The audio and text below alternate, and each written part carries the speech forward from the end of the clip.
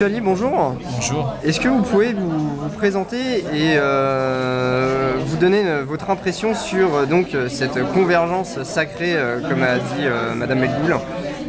Alors, je m'appelle Albert Ali, je suis français de confession musulmane.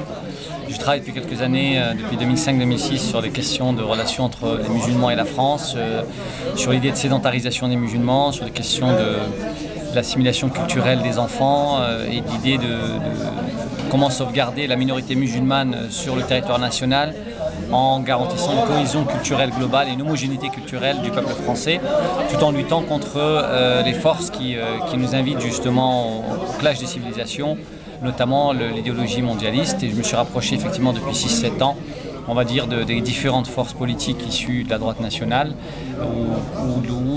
on va dire de l'esprit conservateur français et dans toute cette diversité, parce que je considérais que c'était des forces, même si elles étaient minoritaires aujourd'hui sur le terrain politique, elles n'étaient pas elles restaient donc légitimes et représentatives d'une certaine France qui tente à disparaître.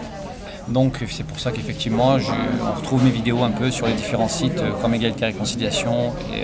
J'ai fait des interventions avec Alain Escada, avec Laurent Ozon, je suis parti voir Serge Ayoub, voilà, j'ai pas de problématique, même si ça crée parfois effectivement certaines tensions, notamment auprès de mes corréligionnaires musulmans. J'ai été un peu l'un des défricheurs, on va dire, de ces sentiers pas très balisés pour nous au départ.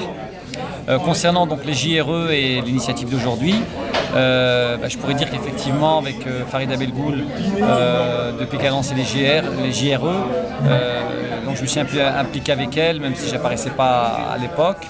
Je la connais depuis pratiquement qu'elle est en France, revenue, donc on va dire depuis le mois de mai de l'année dernière. Nous avons entamé ensemble un certain nombre de chantiers, de sujets, notamment la question de l'école et des enfants, ce qui nous tient à cœur tous les deux. Ce que j'y pense aujourd'hui, aujourd'hui depuis quelques années déjà, j'appelle à un sursaut de la tradition et un sursaut d'un front, à la constitution d'un front des gens héritiers d'une foi et porteurs d'un esprit conservateur, ou en tout cas de fondamentaux sur les notions morales, éthiques, religieuses, etc.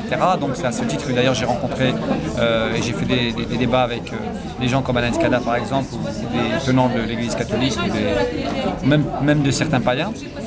Aujourd'hui, on a la démonstration qu'il est possible de passer sur un certain nombre de questions, au-delà des clivages politiques traditionnels, de passer sur du métapolitique, sur des sujets de civilisation. Je l'ai appelé dans la conférence de presse la mère de toutes les batailles, parce qu'à mon sens, aujourd'hui, on est à la convergence, à un seuil de détermination qui va véritablement engager l'avenir. Et donc c'est une question importante. On a démontré aujourd'hui qu'il était possible, au-delà de nos clivages, au-delà de nos différences, de se retrouver sur un combat commun. Et c'est un combat qui est déterminant parce qu'il engage l'avenir du pays tout entier.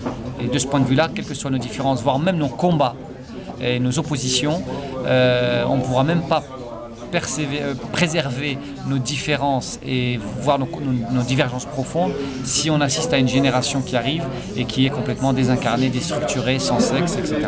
Donc tout notre ami ou ennemi, nous avons tous intérêt finalement à sauvegarder nos enfants. Très bien, merci beaucoup. Voilà. Au revoir monsieur.